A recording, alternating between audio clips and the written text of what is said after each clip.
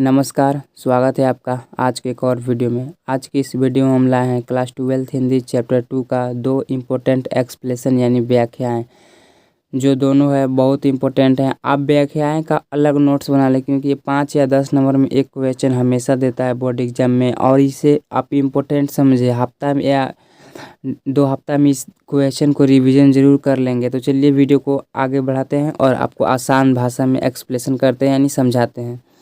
पहला क्वेश्चन है, मृत्यु के कुछ समय पहले स्मृति बहुत साफ हो जाती है। जन्म भर की घटनाएं एक एक करके सामने आती है। सारे दृश्यों के रंग साफ होते हैं। समय की धुंध बिल्कुल उन पर से हट जाती है।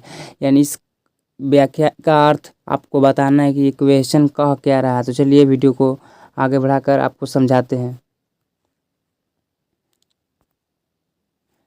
देखिए इसका आंसर देखिए।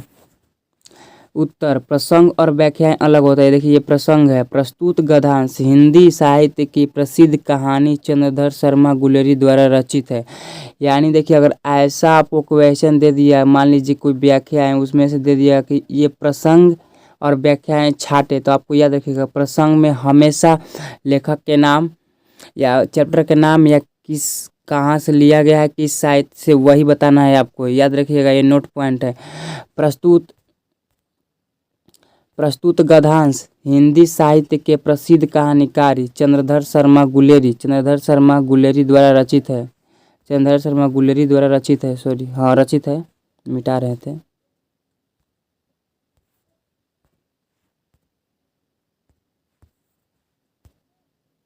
तो कहाँ थे?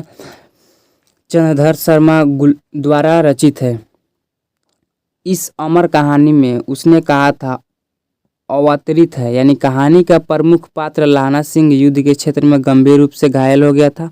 वह मृत्यु के निकट, इस वक्त उसके दिमाग में पुरानी यादें आ रही थी। यानी देखिए प्रस्तुत गद्यांश हिंदी साहित्य के प्रसिद्ध कहानीकार चंद्रधर शर्मा गुलेरी द्वारा रचित है। अगर ये प्रसंग है, ये केवल व्याख्या नीचे है। अगर प्रसंग से ऐसा ऑब्जेक्टिव आए दे देगा आपको एक्सप्लेनेशन, इसमें से प्रसंग और व्याख्याएं का ऑब्जेक्टिव छाटेगी। यानी प्रसंग और व्याख्याएं कौन है, दूसरा दे देगा नॉन ऑफ दीज और तीसरा दे देगा बोथ। तो आपको बोथ नहीं मारना है, प्रसंग और व्याख्याएं अलग अलग देखकर मारना है। तो देखिए प्रस्तुत गद्यांश हिंदी साहित्य के प्रसिद्ध कहानीकार चंद्रधर शर्मा गुलेरी द्वारा रचित अमर कहानी उसने कहा था से अवतरित है, यानी लिया गया है। कहानी का प्रमुख पात्र लाना सिंह युद्ध के क्षेत्र में गंभीर रूप से घायल हो गया था। यह है वह मृत्यु के निकट है, इस वक्त उसके दिमाग में पुरानी यादें आ रही थी। चलिए व्याख्या देखिए। अब इसका वह अस्प्रंग हो गया, यानी प्रसंग हो गया। अब व्याख्या देखिए। जब मनुष्य की मृत्यु समीप होती है तो पुरानी स्मृतियाँ उसके समक्ष स्पष्ट होने लगती है। सारे जीवन की घटनाएं उसके सामने घूमने लगती है। ये सारी घटनाएं उसे ऐसे दिखाई देती है जैसे कि वो सब कुछ अभी घट रहा है।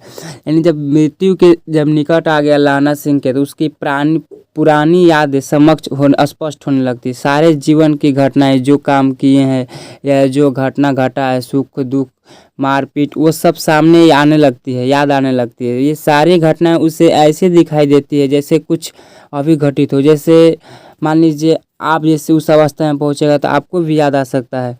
घटनाओं पर समय के कारण जो धुंधलापन आ गया था, वह धुंधलापन छूट जाता है।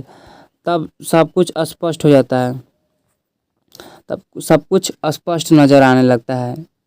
तो पहला क्वेश्चन यहीं तक था। दूसरा क्वेश्चन देखिए, पहला क्वेश्चन का नोट देखिए। पहला क्वेश्चन था, इसका नोट पॉइंट यहाँ पर लिखा गया है लास्ट में।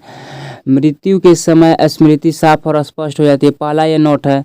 दूसरा नोट है, जीवन की घटनाएं एक एक करके सामने आने लगती है। तीसरा, दृश्य के सारे रंग साफ और स्पष्ट हो जाते हैं या होते हैं।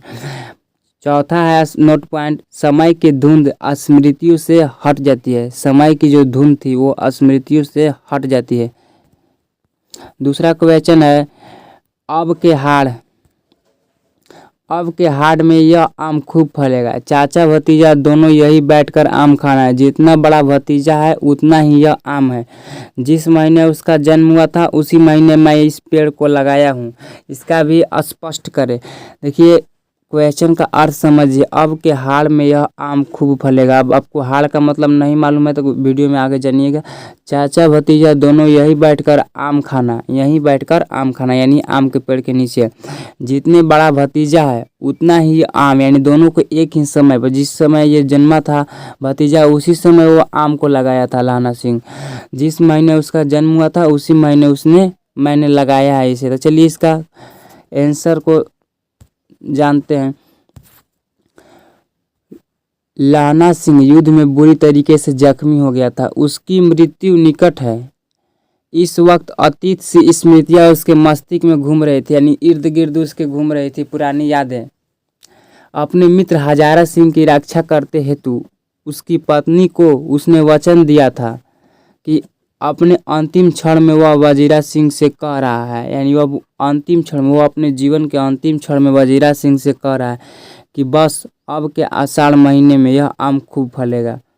अब के आषाढ़ महीना में यह आम खूब फलेगा। तुम दोनों चाचा भतीजा यहीं बैठकर जी भर कर आम खाना। यह आम का पेड़ तेरे भतीजे की उम्र की है। जिस महीने उसका जन्म हुआ था उस महीने इस पेड़ को मैंने लगाया था। देखिए समझिए, यहाँ पर दो इफेक्ट हो जाए, यानी 2 पॉइंट हो जा रहे हैं। पहला देखिए, लाना सिंह बुरी तरीके से जख्मी हो गया था, उसकी मृत्यु निकट है। इस वक्त अतीत से स्मृतियाँ उसके मस्तिष्क में घूम रही थी। अपने मित्र हजारा सिंह की रक्षा है तो उसके पत्नी को वचन दिया था। ठीक, पहला था, यहाँ तक पॉइंट हो जा रहा है। अब अपने अतीत के क्षण में वजीरा सिंह से कह रहा है कि बस अब के आषाढ़ महीने में यह आम खूब फलेगा। तुम दोनों चाचा भतीजा यहीं बैठकर जी भर कर आम खाना। यह आम का पेड़ तेरे भतीजे की उम्र का है। जिस महीने उसका जन्म हुआ था उस महीने मैंने इस पेड़ को लगाया है। तो आज की इस वीडियो को 2 स्पष्ट व्याख्याएं को इतने ही छोड़ते हैं। अगला व्याख्याएं देखेंगे अगला चैप्टर का, और नहीं कुछ समझ में आ रहा है तो आप कमेंट कर सकते हैं।